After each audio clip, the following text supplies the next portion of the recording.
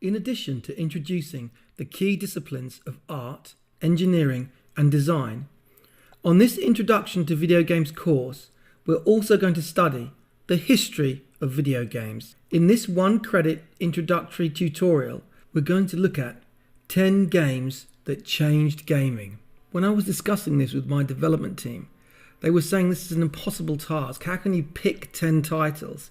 And how can you take 40 years of game development history and reduce all that complexity just into 10 simple games?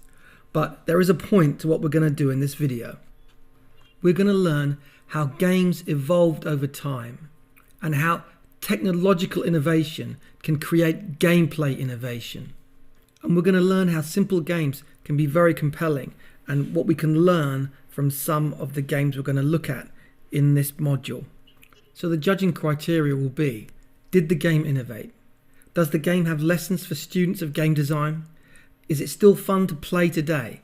And as it's my list, is it one of my favorites?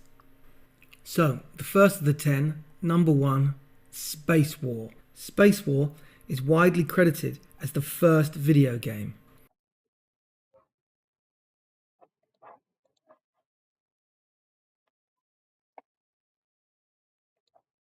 It was developed in 1962 by Steve Russell, an engineer at MIT, with Martin Graetz and Wayne Wittanian. They were members of the Tech Model Railway Club at MIT, and they developed the game with the assistance of Bob Saunders and Steve Pinner on a computer called the DEC, Digital Equipment Corporation, PDP-1. It was designed to show off the power of the machine, to be fun to play and also to be fun to watch, so every version of the game had to play out differently. And you can actually play an emulator version of it online today. So I played a couple of games with my son. The theme of the game is very simple. There's 2 spaceships that fight to destroy each other. And in the middle of the screen is a gravity well. So you can see here my little spaceship is getting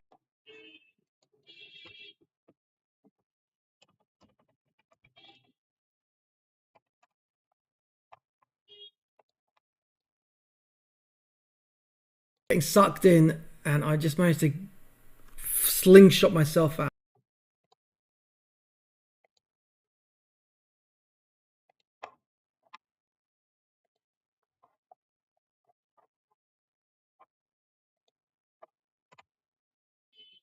Is something troubling you? No.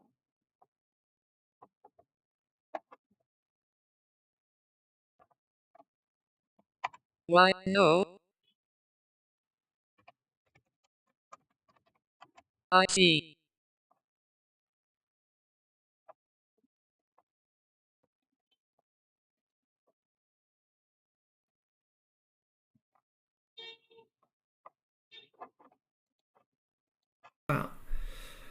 The bullets wrap round, the spaceships wrap round the screen.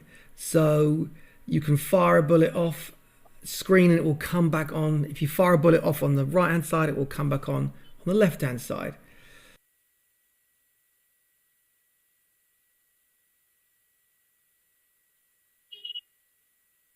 And you can see, much to my horror, my son was actually much better at me at playing the game.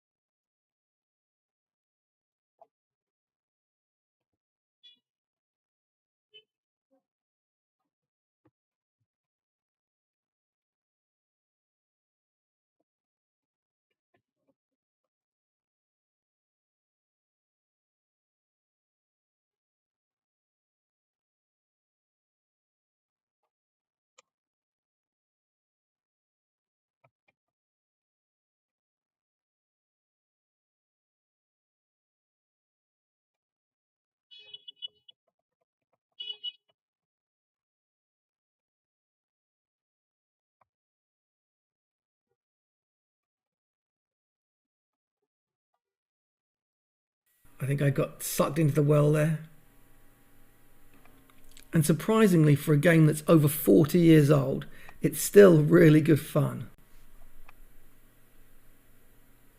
So I'd like everyone taking the module to find a friend and just load it up and have a go. So of course, being the first video game, it absolutely meets our criteria of innovation. It also introduced the first joypad, and because people were so keen on the game, they were wearing out all the switches on the computer they were playing it on. So they designed the first joypad for the game. And then secondly, there's some great game mechanic lessons within the game. The fact that the game is very slow paced is actually very compelling. The bullets, the anticipation and the planning you have to put into where you're going to fire and when, and where the enemy ship is moving, and how your ship and their ship is going to be affected by the gravity well in the middle, all makes the game very strategic and much more complex than it first appears. Our second criteria: what can we learn from this game? Well, firstly, it shows you what can be achieved with very minimal assets. Vector graphics, 2 ships, 1 gravity well, the ability to fire and destroy, and you have a compelling game. And it has one of those qualities that's very important in a game, in that it's very easy to get to grips with and play, but it takes a lot of time to master the game. So for being the first video game, Space War is number 1. And number 2 is going to be a little bit more contentious, I think. Number 2 is the Williams arcade classic, Defender. Defender was developed by Williams Electronics, an American pinball cabinet creator, and released in 1981. The main engineer behind it was Eugene Jarvis, who was one of their pinball machine designers. It started as a Space Invaders Asteroids clone, but morphed away from those games as the team behind it searched for more ways to make it fun and unique. In the game, you play a space commander in your ship defending a nameless planet from an alien invasion. And one of the great things about it is the theme translates into awesome game mechanics. You will hear Matt and I talk about this concept quite often: theme into gameplay.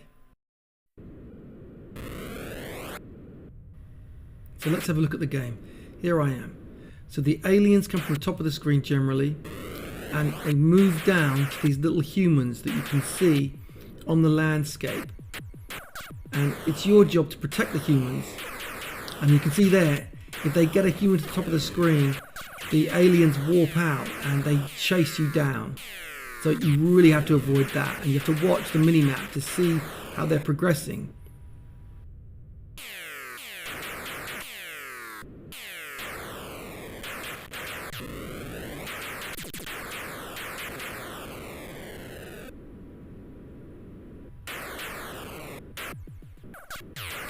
Oh, I killed a human there.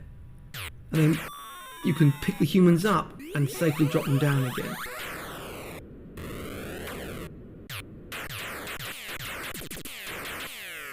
So there's multiple things to be thinking about and avoiding, and strategies to employ. Oh, I died at any given time.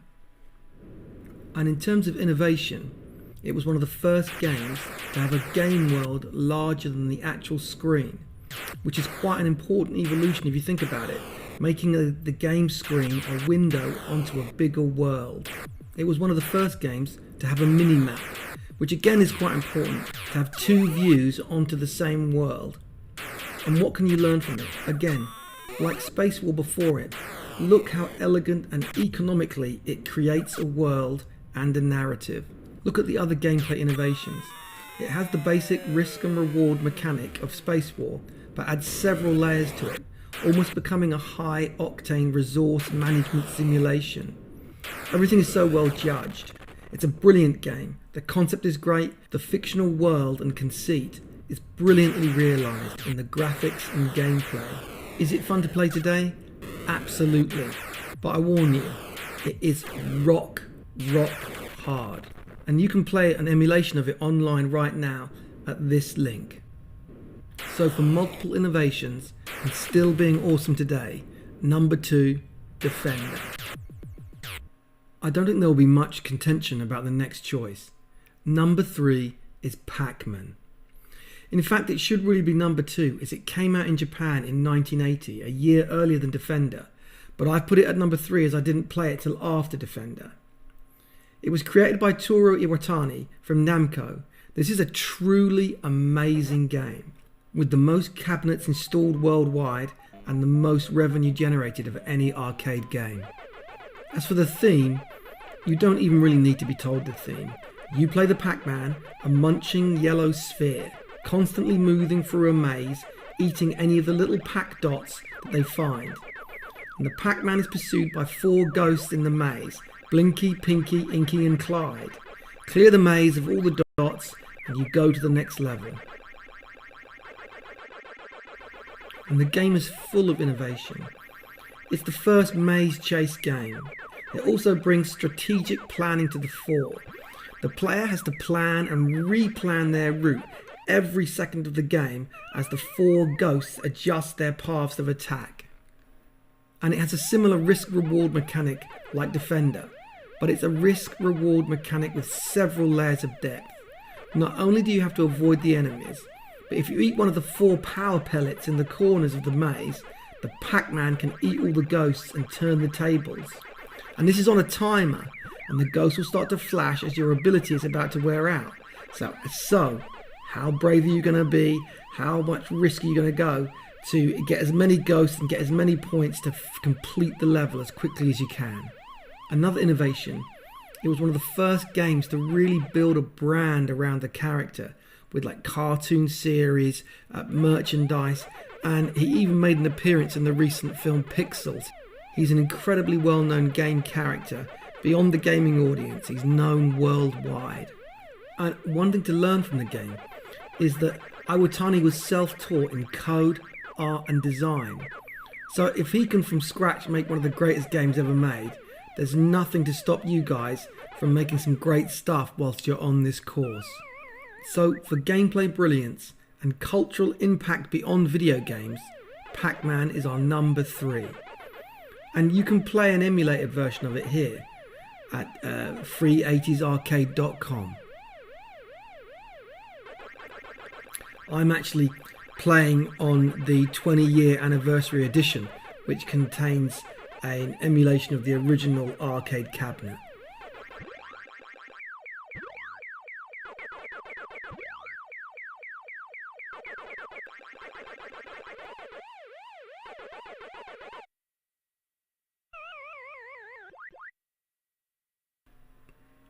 Number 4, Sonic 2.